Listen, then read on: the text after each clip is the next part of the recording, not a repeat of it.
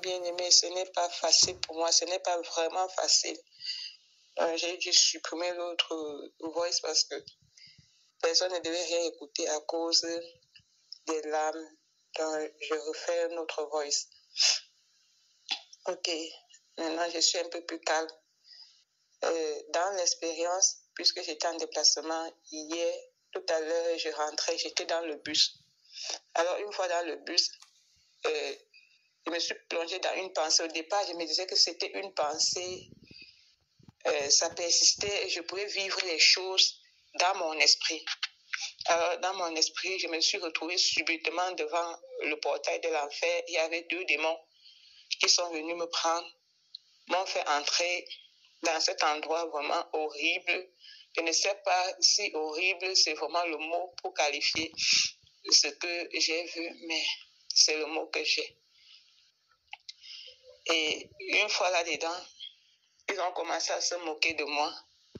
Ils se moquaient vraiment de moi, ils étaient contents et ils se moquaient de moi. Ils m'ont amené dans un quartier où des personnes étaient torturées, vraiment torturées. Alors, ils ont commencé à me dire, c'est ici ta place. Je leur ai dit non, ça ne peut pas être ici ma place parce que je suis enfant de Dieu. Mais ils ne faisaient que dire, c'est ici ta place, c'est ici ta place. En même temps, moi-même, je ressentais cette douleur de torture. Et c'est comme si on torturait des personnes dans ce quartier. Et moi, je pouvais ressentir, j'avais mal. Et c'était vraiment horrible. Alors, je voulais sortir de cet endroit. Je criais à l'aide. Je voulais que le Seigneur Jésus vienne m'aider à sortir de cet endroit. Alors, j'ai vu le Seigneur se tenir à distance. Il les regardait faire. Et je ne sais à quel moment j'ai entendu seulement la voix du Seigneur m'appeler Esther. Je suis tombée face contre terre et j'ai répondu Seigneur. Il m'a demandé, il m'a demandé qui es-tu? Je lui ai répondu, je suis ton enfant. Il m'a dit non. Il m'a posé la question pour la 2e fois, qui es-tu? Je lui ai répondu ta servante. Il dit non. Il a posé la question pour la 3e fois, qui es-tu? Je lui ai répondu ton disciple. Il dit non plus. Alors je ne savais plus quoi répondre au Seigneur s'il me demandait pour la 4e fois qui j'étais. Lui-même le Seigneur il m'a dit, tu es une rebelle, voilà qui tu es.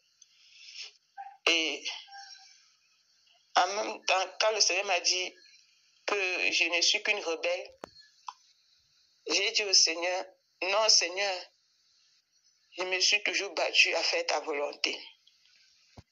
Il m'a demandé, est-ce que tu sais pourquoi tu es là? Je lui ai dit, non Seigneur, je ne sais pas pourquoi je suis là. Il m'a dit, est-ce que tu sais pourquoi ces personnes-là sont torturées? J'ai répondu, non Seigneur, je ne sais pas. Il m'a dit, ce sont des personnes qui contestent ma volonté.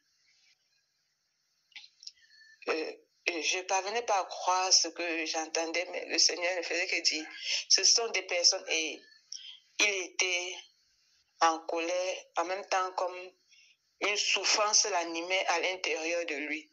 Il dit, ce sont des personnes qui contestent ma volonté. Et il dit, c'est ici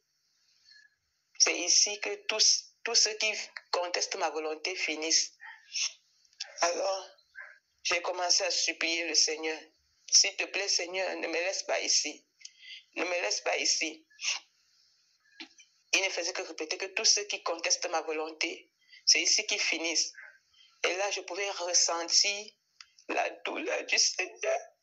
C'était terrible parce que notre Dieu le sentait. C'était terrible. Et jusqu'à maintenant, les bien-aimés, la douleur, je pouvais ressentir la douleur du Seigneur. Et il me dit, va et dis-leur que c'est ici.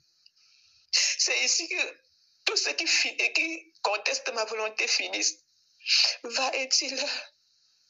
Va et dis-leur que tous ceux qui contestent ma volonté finissent ici. Bien-aimé, voilà ce que j'ai vécu avec le Seigneur. C'est vraiment terrible.